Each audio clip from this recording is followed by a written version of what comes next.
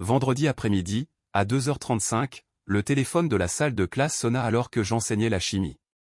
23 élèves de seconde me regardaient démontrer des réactions acido-basiques avec du papier tournesol. J'ai ignoré la première sonnerie, car le protocole de sécurité du laboratoire interdisait toute interruption pendant les expériences. Le téléphone sonna à nouveau. Je décrochai et entendis la voix de la secrétaire, légèrement tremblante, me demandant de venir immédiatement à la cour de récréation de l'école primaire. Emma était tombée, et les ambulanciers étaient déjà là. Je laissai tomber le bêcher et courus. L'aile de l'école primaire partageait notre campus, et je connaissais le chemin par cœur, car je déjeunais avec Emma tous les vendredis dans sa salle de classe de CE2. Je descendis 3 couloirs, passai les doubles portes, dépassai les casiers qui sentaient encore la peinture fraîche des rénovations d'été. La cour de récréation semblait étrange à 50 pieds de distance. Les enfants étaient regroupés près de la clôture au lieu de jouer. 2 enseignantes les retenaient, les bras tendus. L'ambulance était garée en biais, gyrophares allumés mais sans sirène. Cela signifiait un patient conscient, ce qui était une bonne nouvelle, mais le silence me semblait pire d'une certaine manière. Emma était allongée sur le sol, à côté des barres d'escalade, avec un ambulancier agenouillé près d'elle. Son bras gauche était plié à un angle où les bras ne devraient pas se plier. Je tombai à genoux sur les copeaux de bois, et elle se mit à pleurer plus fort en me voyant. L'ambulancier était jeune, peut-être 25 ans, avec ce genre de visage calme qui vient du fait d'exercer ce métier assez longtemps pour savoir que la panique n'aide pas. Il m'informa que les 2 os étaient probablement cassés, compte tenu du déplacement, et que nous devions nous rendre immédiatement à l'hôpital Sainte-Marie. Je montai dans l'ambulance avec Emma tandis qu'il la chargeait sur la civière, et elle hurla lorsqu'ils bougèrent son bras, même légèrement. Ce son transperça tout le reste, comme du verre brisé dans une pièce vide. J'appelai Lisa depuis mon portable dès que nous commençâmes à bouger. Elle répondit à la 2e sonnerie, et je pouvais entendre le clic de son clavier en arrière-plan, car elle travaillait depuis la maison en tant que graphiste. Je lui dis qu'Emma s'était cassé le bras et que nous nous dirigions vers les urgences. 2 secondes de silence. Puis elle dit qu'elle partait immédiatement et me demanda si j'avais déjà appelé ma mère. Je répondis que je voulais attendre d'en savoir plus de la part du médecin. Lisa dit « Non, appelle-les maintenant. » C'est exactement à ça que sert la famille. L'ambulancier posa un masque à oxygène sur le visage d'Emma, même si elle respirait bien. Il me dit plus tard que cela donnait aux enfants quelque chose sur quoi se concentrer, à part la douleur. Nous arrivâmes aux urgences à 2h58. Portes automatiques, éclairage fluorescent qui rendait tout trop vif, cette odeur antiseptique spécifique que possèdent tous les hôpitaux. Des infirmières s'activèrent autour de nous, posant des questions sur l'assurance et les allergies, tandis que j'essayais de me souvenir de la date de naissance exacte d'Emma, même si je la connaissais depuis 7 ans. Ils nous installèrent dans une chambre avec une cloison de rideaux, et Emma était allongée sur le lit, pleurant doucement, pendant qu'une infirmière nous disait que le médecin serait là dans quelques minutes. Je tins la main valide d'Emma et lui dis qu'elle était très courageuse. À 3h25, Lisa arriva à travers le rideau, portant le lapin en peluche d'Emma avec lequel elle dormait chaque nuit, et un sac d'épicerie en plastique contenant des vêtements de rechange pour moi, car j'étais toujours vêtu de ma blouse de laboratoire avec des taches de produits chimiques sur les manches. Emma attrapa le lapin avec sa bonne main et le serra contre sa poitrine. Lisa l'embrassa sur le front, lissa ses cheveux en arrière et ne parla pas encore du bras, car parfois, ne pas parler de la chose effrayante aide plus que d'en parler. À 3h30, le docteur Patel entra. Elle était plus âgée, peut-être 60 ans, avec des cheveux gris courts et cette voix douce que les gens utilisent avec les enfants effrayés. Elle regarda le bras d'Emma sans le toucher et dit qu'ils avaient besoin de radiographie avant de pouvoir nous dire quoi que ce soit de définitif. Ils roulèrent Emma dans le couloir sur le lit et nous suivîmes derrière, comme une petite procession. Le service de radiologie, pièce froide, grande machine qui ressemblait à quelque chose d'un film de science-fiction. Emma pleura pendant tout le processus. Nous attendîmes ensuite dans le couloir les résultats, et Lisa me tint la main sans rien dire, car il n'y avait encore rien à dire. 3h45. Retour aux urgences, les images radiographiques affichées sur un écran d'ordinateur fixé au mur. Le docteur Patel pointa 2 os clairement cassés, avec des fragments déplacés loin les uns des autres au lieu d'être alignés correctement. Elle dit que le radius et l'ulna étaient tous 2 fracturés, ce qui signifiait qu'Emma nécessiterait une intervention chirurgicale pour placer des broches et maintenir le tout en position pendant la guérison. Il l'admettrait pour la nuit, peut-être 2 nuits, selon sa réaction à la procédure. Lisa me serra la main assez fort pour que ses ongles s'enfoncent légèrement dans ma paume. Le docteur Patel annonça que la chirurgie était prévue entre 18h et 19h, et que nous pouvions rester avec Emma jusqu'alors. Après, elle irait à la chambre 340, dans le service de pédiatrie. Lorsque le médecin partit, Lisa me regarda et dit que je devais appeler ma famille pour leur dire ce qui se passait. Je sortis mon téléphone et ouvris le chat de groupe familial qui comptait 8 personnes. Moi, Lisa, ma mère, mon père, ma sœur Ashley, mon frère Jake, ma tante Carole, et le mari d'Ashley, Brett. Je tapais le message expliquant qu'Emma s'était cassé les 2 os de l'avant-bras et avait besoin d'une chirurgie ce soir à l'hôpital Sainte-Marie, et que nous serions ici pendant 2 ou 3 jours en chambre 340 après la fin de la procédure. J'appuyais sur envoyer à 16h45.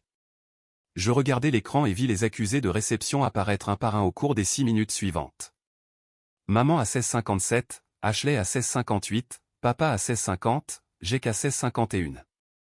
Tous les 4 avaient vu le message dans les 6 minutes suivant mon envoi. Je dis à Lisa qu'ils avaient vu, elle hocha la tête et dit « Bien. Quelqu'un viendra probablement bientôt. » À 16h, une infirmière apporta à Emma des médicaments préopératoires dans un petit gobelet en plastique, ressemblant à ceux que l'on obtient chez le dentiste. Un liquide au goût d'arôme artificiel de cerise, à en juger par la grimace d'Emma en l'avalant. Le médicament la rendit somnolente en 20 minutes. Lisa était assise sur la chaise à côté du lit, lisant à voix haute un livre sur une fille et un dragon, tandis que les yeux d'Emma continuaient de se fermer et de s'ouvrir plus lentement à chaque fois. J'étais assis sur l'autre chaise, vérifiant mon téléphone toutes les quelques minutes. 17h15, aucun message de qui que ce soit. 17h30, toujours rien. 17h, 0 réponse dans le chat de groupe. Je l'ouvris à nouveau juste pour confirmer que j'avais bien envoyé le message et que je n'imaginais pas les choses. Le message était là, avec les 4 accusés de réception rouge toujours affichés, et aucune réponse en dessous. 17h30 passa, et rien ne changea. Lisa leva les yeux du livre qu'elle lisait et demanda si quelqu'un avait répondu. Je dis, pas encore, et elle fronça les sourcils et dit, c'est bizarre.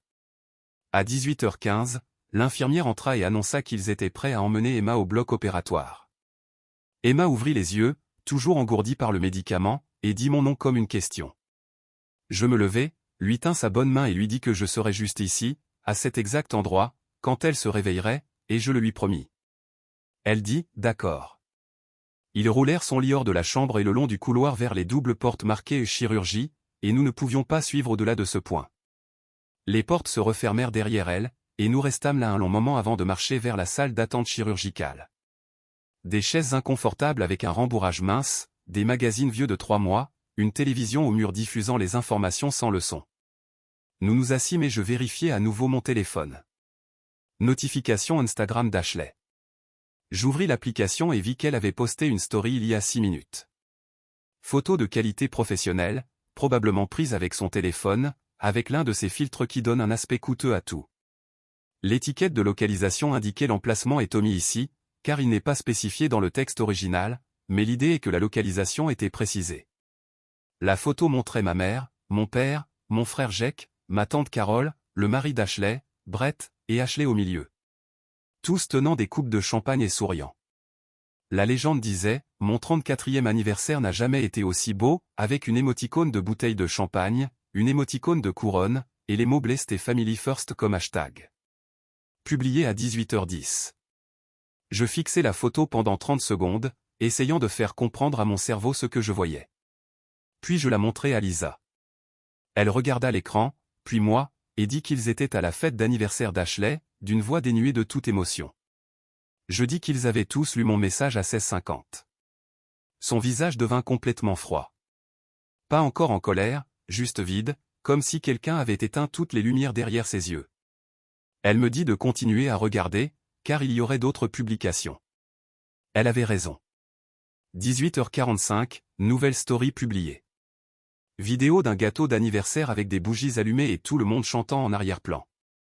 Je pouvais voir le visage de ma mère dans le coin du cadre, riant. 19h05. Une autre photo, mon père debout, son verre de vin levé en plein milieu d'un toast. La légende disait, meilleur discours de papa de tous les temps, avec une émoticône de pleurs et une émoticône de cœur. 19h20. Photo de groupe qui semblait composé professionnellement, tout le monde rassemblé de près.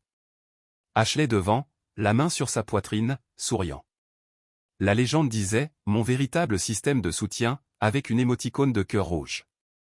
Lisa vit celle-là et dit « Qu'est-ce que ça veut dire, bon sang ?» Je dis que je ne savais pas.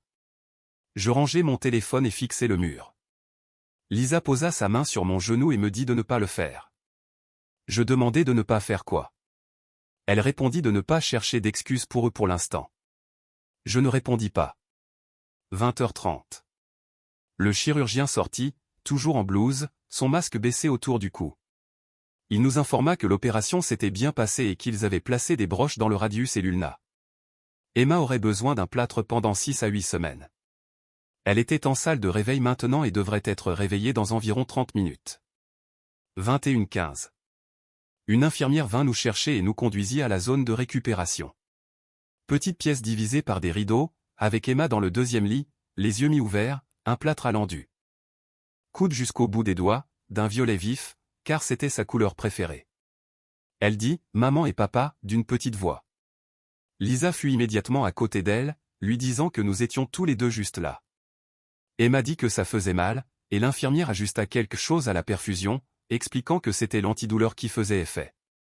Les yeux d'Emma se focalisèrent un peu plus et elle regarda autour de la petite zone de récupération, comme si elle essayait de comprendre où elle était. Puis elle demanda où était mamie. Lisa me regarda et je sentis quelque chose se briser à l'intérieur de ma poitrine. Je dis à Emma que mamie ne pouvait pas venir ce soir. Emma dit « Oh, d'accord » et ferma de nouveau les yeux. Ils la déplacèrent vers la chambre 340 vers 22h, dans le service de pédiatrie où tout était plus calme, avec des lumières tamisées et des infirmières marchant dans des chaussures à semelles souples qui ne faisaient pas de bruit. Lisa se blottit sur la chaise à côté du lit d'Emma et tira une fine couverture d'hôpital sur elle.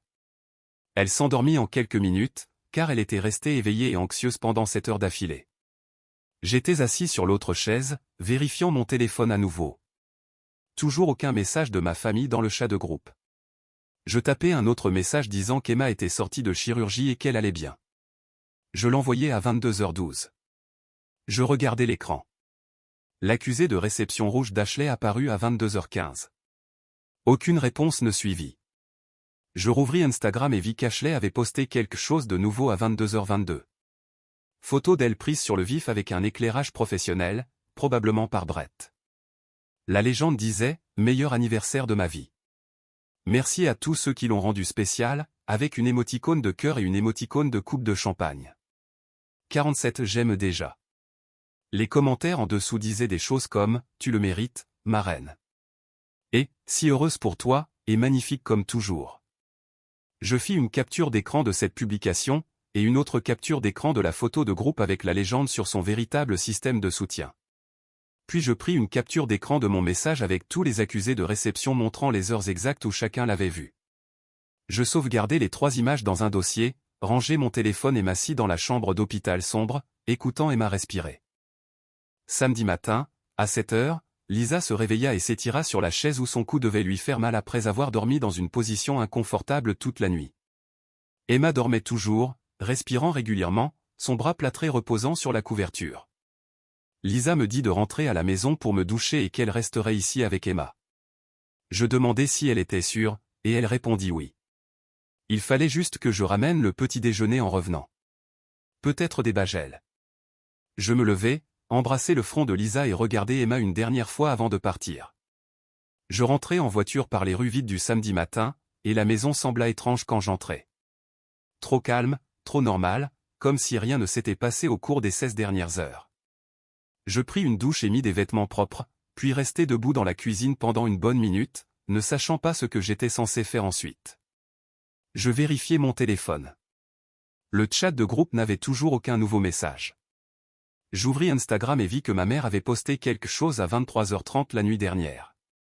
Photo de la fête la montrant en train de serrer Ashley dans ses bras avec une légende qui disait « Ma belle-fille » et une émoticône de cœur rouge. La femme de Jake avait posté une photo de groupe montrant tout le monde à table avec des assiettes de dessert visibles devant eux. Chaque publication avait le même lieu tagué, Bissimo Restaurant. Je restai assis dans ma voiture dans l'allée pendant 10 minutes, fixant mon téléphone et faisant défiler les publications, essayant de comprendre comment les 6 pouvaient avoir vu mon message concernant l'urgence chirurgicale d'Emma, puis passer toute la nuit à une fête d'anniversaire à publier des photos en ligne. Je n'arrivais pas à le concevoir. Je retournais à l'hôpital et m'arrêtais au bagel shop en chemin. J'achetais la variété préférée d'Emma avec de la cannelle et du sucre. À 9 h, de retour dans la chambre 340. Emma était réveillée, regardant quelque chose sur l'iPad que Lisa avait dû apporter de la maison.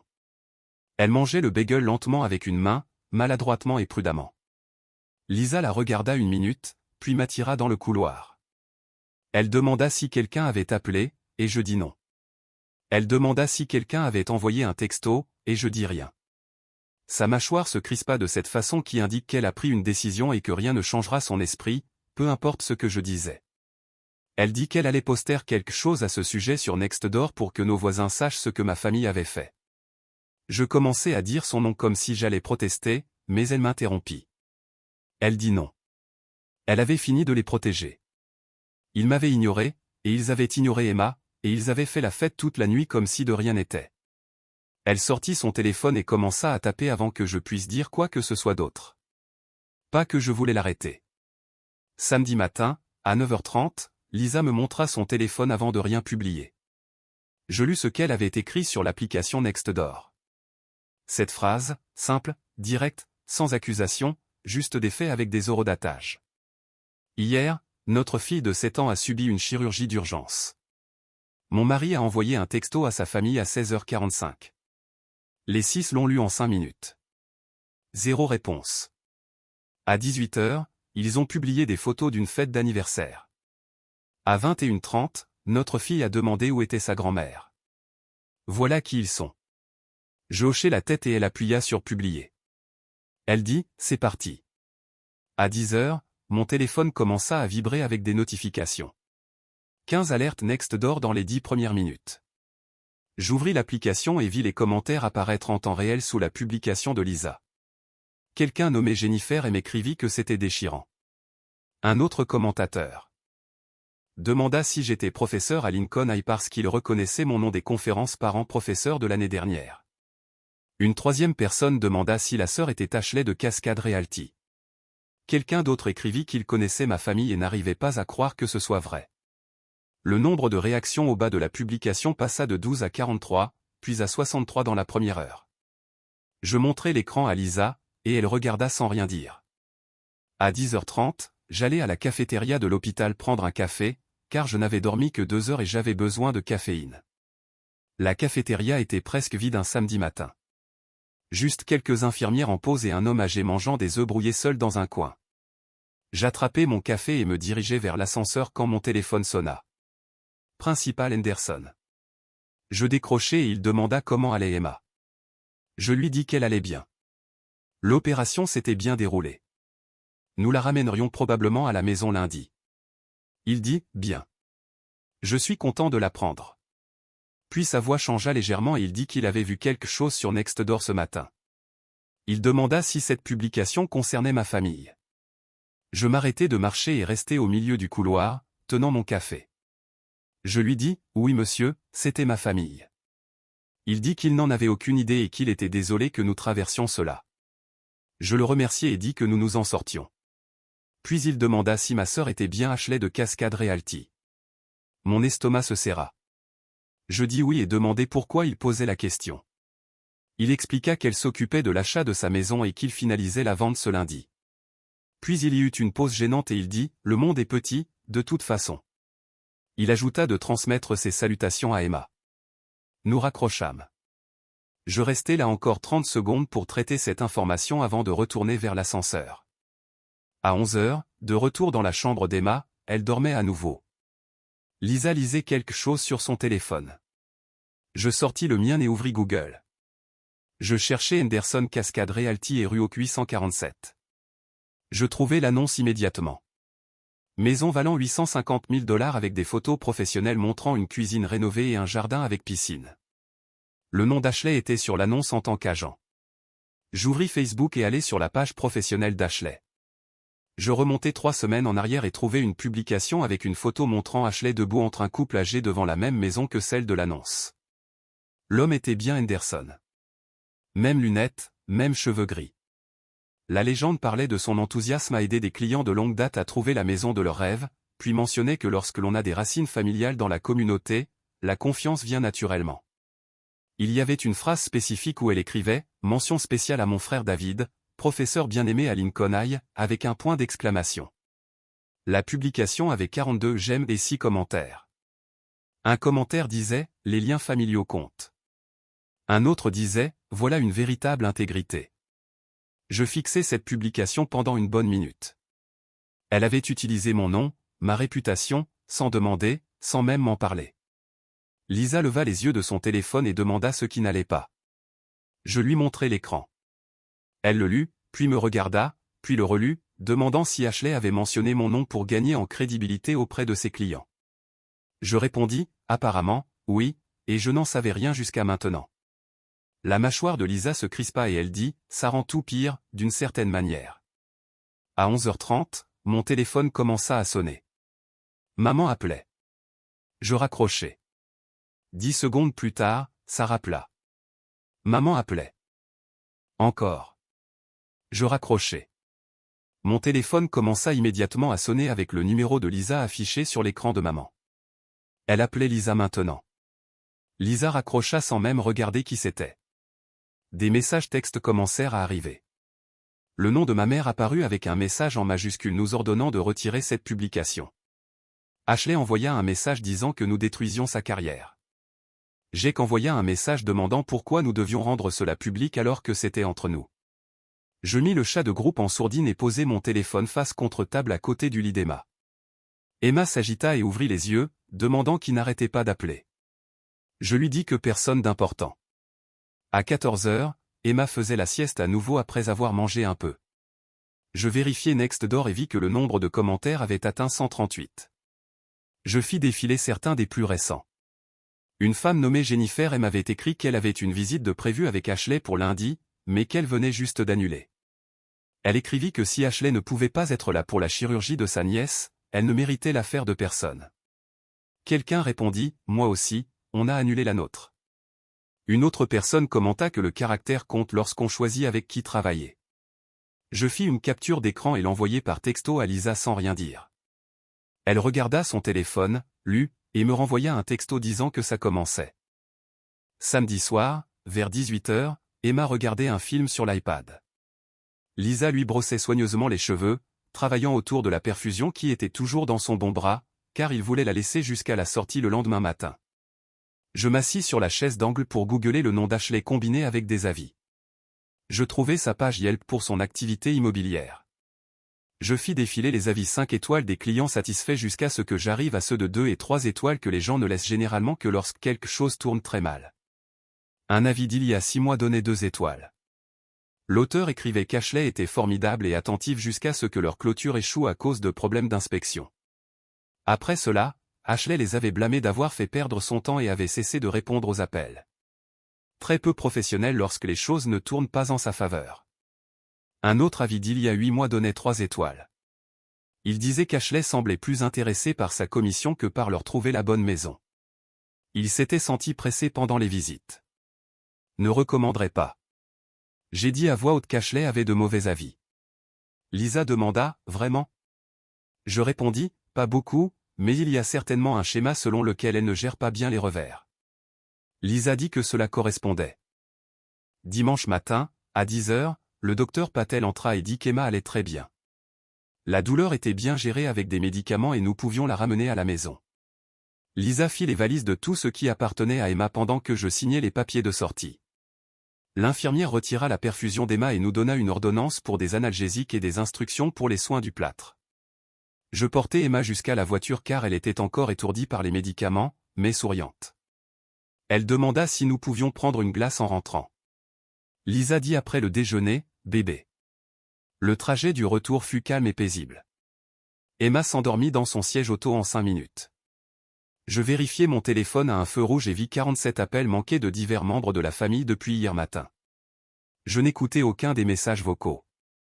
Dimanche après-midi, à 15h, Emma faisait la sieste sur le canapé à la maison. Mon téléphone vibra avec un texto du principal Henderson. Le message disait qu'il avait réfléchi à tout ce qui s'était passé vendredi et demanda si nous pouvions parler lundi matin avant le début des cours, à son bureau à 7h30. Je répondis par texto, bien sûr. Il n'expliqua pas ce qu'il voulait dire. Lisa demanda ce que je pensais qu'il voulait, et je dis que je n'en savais honnêtement rien, mais que je le savais. Quelque part au fond de mon esprit, je savais exactement ce qu'il voulait aborder. Dimanche soir, vers 18h, texto de ma cousine Mélissa, qui vivait en Californie et n'était pas allée à la fête d'anniversaire. Elle demanda comment allait Emma et si elle allait bien. Puis elle ajouta qu'Ashley l'avait appelé plus tôt, paniquée à propos des clients annulés, et lui avait demandé ce qui s'était passé. Je répondis par texto qu'Emma allait bien et merci de demander. Quant à Ashley, elle devrait lui demander directement. Mélissa répondit en demandant si c'était vrai que j'avais retourné la ville contre Ashley. J'écrivis que j'avais dit la vérité et que les gens faisaient leur propre choix sur la base de cette information. Mélissa renvoya un pouce levé et dit qu'elle ne me blâmait pas. Ce texto confirma qu'Ashley perdait plusieurs clients, pas seulement Henderson. Lundi matin, à 7h15, j'entrai à Lincoln High par l'entrée principale. Lisa était restée à la maison avec Emma, qui devait se reposer au moins un jour de plus avant de retourner à l'école. Les couloirs étaient vides car les élèves n'arriveraient que dans 45 minutes. Je marchai jusqu'au bureau de Henderson. La porte était ouverte. Il était assis à son bureau avec son café et me fit signe d'entrer. Il demanda si je voulais un café et je dis que ça allait.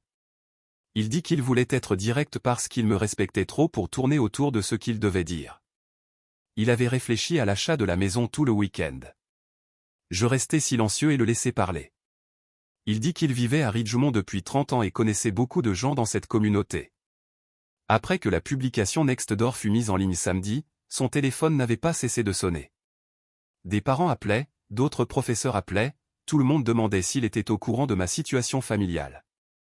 Je commençai à m'excuser de rendre les choses gênantes, mais il m'interrompit et me dit de ne pas m'excuser. Puis il demanda si Ashley avait utilisé mon nom dans ses supports marketing. Je sortis mon téléphone et lui montrai la publication Facebook d'il y a 3 semaines avec la phrase sur les racines familiales et me mentionnant spécifiquement comme son frère enseignant à Lincoln. Il lut et son visage changea. Devint plus dur, d'une certaine manière. Il dit, je vois. Puis il me dit qu'il se retirait de l'achat de la maison.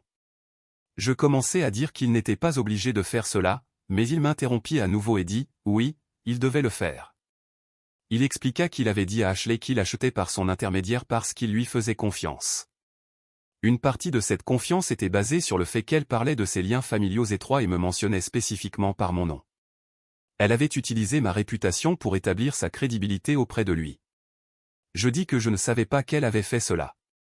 Il dit qu'il me croyait, ce qui rendait les choses encore pires. Elle avait exploité mon bon nom sans ma permission, puis ignoré la chirurgie d'urgence de ma fille pour aller faire la fête. Ce n'était pas quelqu'un avec qui il voulait faire affaire. Je demandai ce qu'il allait lui dire. Il dit la vérité, qu'il avait reconsidéré. Nous parlâmes encore 5 minutes d'Emma et de quand elle reviendrait à l'école, et s'il y avait quelque chose qu'il pouvait faire pour aider.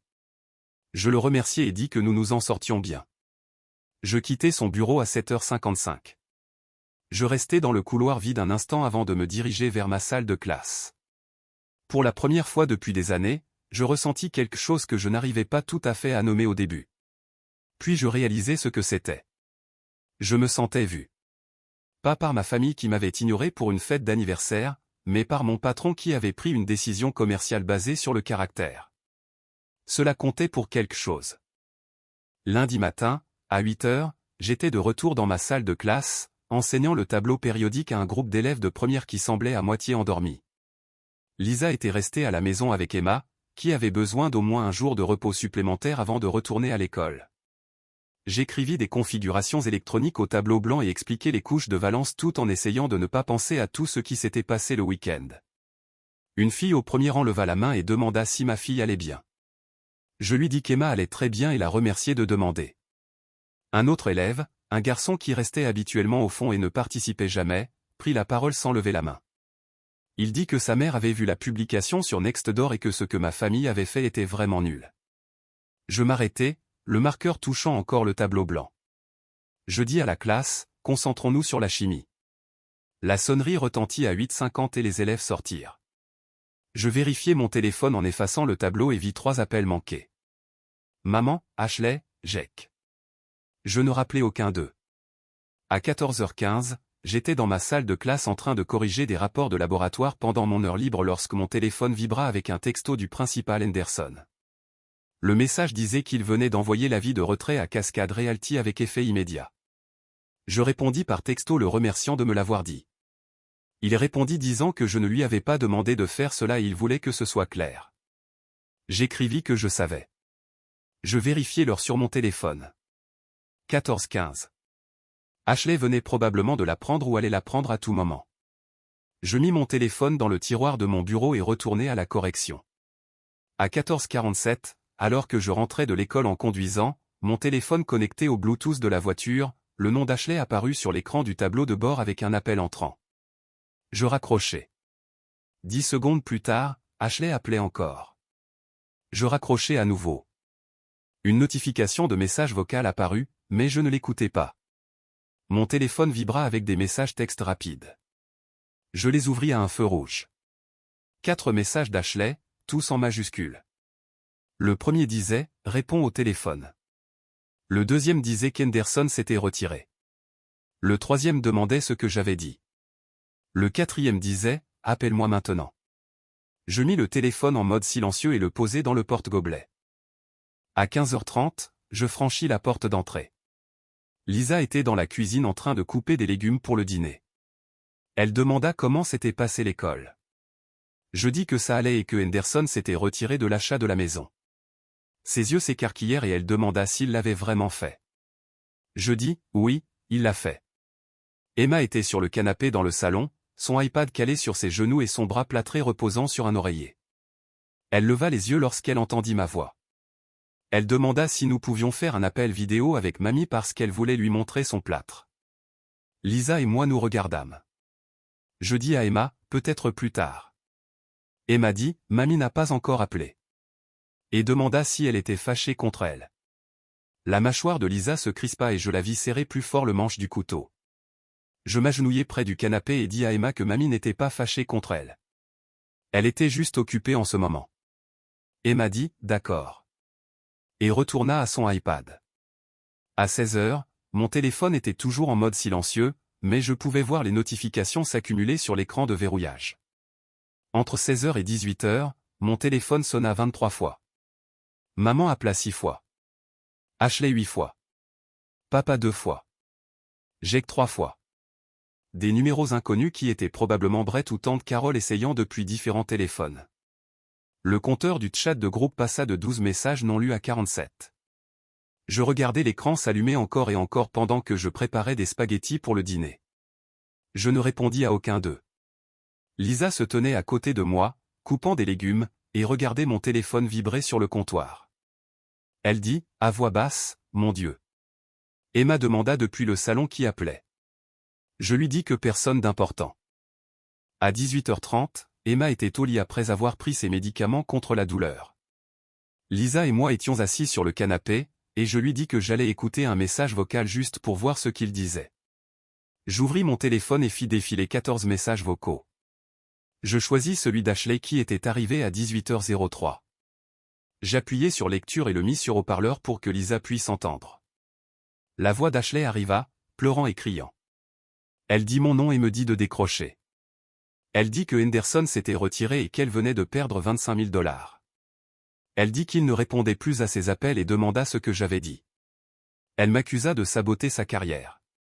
Puis sa voix devint plus forte et elle dit que tout cela était à cause d'un bras cassé, et que les enfants se cassent toujours les bras. Elle dit que j'étais en train de détruire sa carrière pour rien. Elle me dit de la rappeler. Le message vocal se termina. Lisa fixa le téléphone et demanda si Ashley venait de dire pour rien. Je dis, oui, elle l'a dit. Je supprimai le message vocal et reposai mon téléphone. Lisa dit que je n'allais pas la rappeler. Je dis, non, je n'allais pas le faire.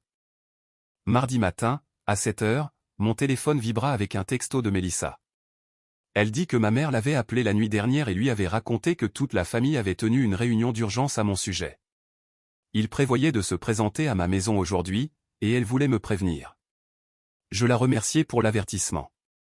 Elle envoya un autre message disant « Pour ce que ça vaut, je n'ai rien fait de mal et Ashley a toujours été l'enfant préféré. » Je fis une capture d'écran de la conversation et la montrai à Lisa au petit déjeuner. Je lui dis qu'il venait aujourd'hui. Elle dit « Bien, qu'il vienne. » Mardi, à 15h45, on frappa à la porte. Je l'ouvris et trouvai maman et papa debout sur le porche. Les yeux de maman étaient rouges et gonflés, comme si elle avait pleuré. Papa se tenait légèrement derrière elle, les mains dans ses poches. Maman dit que nous devions parler. Je lui dis qu'Emma faisait la sieste et qu'il fallait faire vite. Papa demanda s'il pouvait entrer. Je ne bougeais pas de l'encadrement de la porte. Maman dit s'il vous plaît. Ashley était dévastée. Je lui dis qu'Emma m'avait demandé hier pourquoi mamie n'avait pas appelé. Le visage de maman s'effondra et elle commença à dire qu'elle allait appeler, mais je l'interrompis. Je lui dis qu'il s'était écoulé 4 jours depuis la chirurgie d'Emma vendredi soir et qu'elle n'avait pas appelé une seule fois. Papa dit qu'il n'y avait pas pensé, et je l'interrompis pour dire « Voilà, exactement. » Il n'y avait pas pensé. La voix de maman devint plus aiguë et elle dit qu'Ashley avait perdu une énorme commission à cause de ce que j'avais dit à Henderson. Je dis que j'avais dit la vérité quand il avait demandé si la publication de Lisa était exacte. Papa dit que j'aurais pu mentir pour protéger ma sœur. Je demandais pourquoi je devrais la protéger alors qu'elle n'avait pas protégé ma fille. Maman insista sur le fait qu'Ashley avait fait une erreur, et sa voix tremblait. Je fis un pas en avant et ma voix devint basse et contrôlée. Je leur dis qu'une erreur, c'est oublier d'appeler ou arriver en retard. Je dis qu'Ashley avait fait un choix, et qu'ils l'avaient tous fait, en choisissant une fête d'anniversaire plutôt que la chirurgie d'urgence d'une enfant de 7 ans. Maman insista sur le fait qu'ils ne savaient pas que c'était si grave. Je sortis mon téléphone et ouvris le chat de groupe familial. Je remontai jusqu'à vendredi 16h47 et leur montrai l'écran. Une photo d'Emma sur le lit d'hôpital avec une attelle temporaire et des larmes sur son visage. La légende en dessous disait « Entrée en chirurgie dans 2 heures, effrayée ». Maman fixa la photo et se mit à pleurer. Papa se pencha pour regarder et dit « Ils n'avaient pas vu ça ». Je leur dis « Non, ils n'ont pas regardé ». Ils restèrent là 1 minute de plus, ne sachant que dire. Puis ils se retournèrent et retournèrent à leur voiture sans dire au revoir. Je fermai la porte. Mardi soir, vers 19h. Emma regardait un film avec Lisa et j'étais dans la cuisine en train de faire semblant de nettoyer après le dîner, mais en réalité, je cherchais le nom d'Ashley sur Google pour voir ce qui se passait. Je trouvai le groupe Facebook de la communauté de Ridgemont et fis défiler les publications récentes. Quelqu'un avait posté quelque chose il y a 4 heures avec 237 réactions. La publication disait « Si vous cherchez un agent immobilier, évitez peut-être quelqu'un qui saute les urgences familiales pour des fêtes d'anniversaire, et le caractère compte. » 143 commentaires en dessous. Quelqu'un écrivit qu'il avait entendu parler de cela et que la publication Nextdoor était brutale. Une autre personne dit que le frère d'Ashley était professeur à Lincoln et que c'était un homme bien, et qu'il se sentait mal pour lui. Le 3e commentaire disait qu'Ashley avait utilisé le nom de son frère pour gagner en crédibilité, puis qu'elle avait ghosté son enfant. Je fis une capture d'écran et la montrai à Lisa. Elle regarda et dit que c'était hors de nos mains maintenant. Mercredi matin. Emma mangeait des céréales à la table de la cuisine et me regardait préparer le café. Elle dit mon nom et je demandais quoi. Elle demanda pourquoi mamie n'était pas venue à l'hôpital vendredi dernier. Je m'assis en face d'elle et lui dis la vérité de la manière la plus simple possible. Je dis que mamie avait fait un mauvais choix et était allée à la fête de tante Ashley à la place.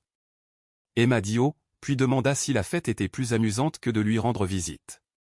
Ma poitrine se serra. Je lui dis que non. Rien n'est plus amusant que d'être avec elle. Elle demanda alors pourquoi mamie y était allée.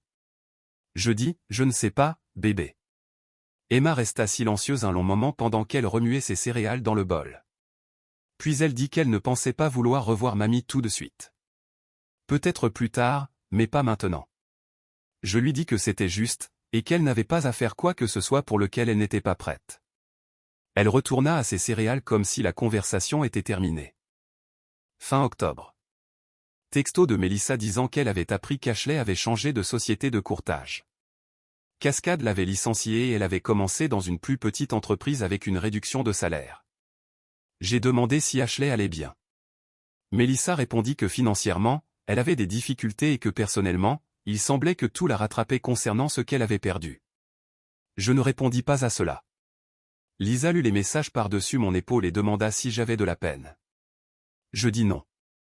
Novembre apporta les conférences parents-professeurs. Je restai tard un jeudi soir pour rencontrer les parents au sujet des notes de chimie de leurs enfants. Le principal Henderson passa à mon bureau vers 19 h, quand la plupart des gens étaient partis. Il demanda si j'avais une minute. Je lui dis, bien sûr. Il dit qu'il voulait que je sache qu'il avait acheté une autre maison avec un autre agent. Puis il me remercia d'avoir été honnête avec lui en septembre et dit que cela en disait long sur mon caractère. Je dis que je lui avais juste dit la vérité. Il dit que c'était exactement le point et il partit. La semaine avant Thanksgiving, Lisa demanda ce que nous faisions pour la fête. Emma dit qu'elle voulait aller quelque part, juste tous les trois. Elle suggéra la plage parce qu'elle voulait voir l'océan. Lisa mentionna Cannon Beach et le visage d'Emma s'illumina. Je dis, faisons-le. Maman appela cette semaine-là pour demander si nous venions pour Thanksgiving. Je lui dis non. Elle dit que cela faisait 2 mois et qu'Emma avait besoin de sa famille. Je dis, Emma a une famille, moi et Lisa, et c'est suffisant. Elle demanda si j'allais vraiment empêcher Emma de voir ses grands-parents. Je lui dis que j'avais demandé à Emma si elle voulait leur rendre visite, et Emma avait dit non.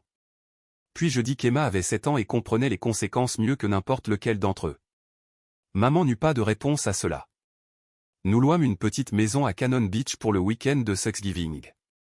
2 chambres, une cuisine avec vue sur l'océan, à distance de marche du sable. Je cuis une dinde qui était probablement trop grande pour 3 personnes. Emma et Lisa décorèrent la table avec des dindes en papier que Emma avait faites à l'école. Le dîner fut calme et paisible, juste nous 3 à une table prévue pour 6.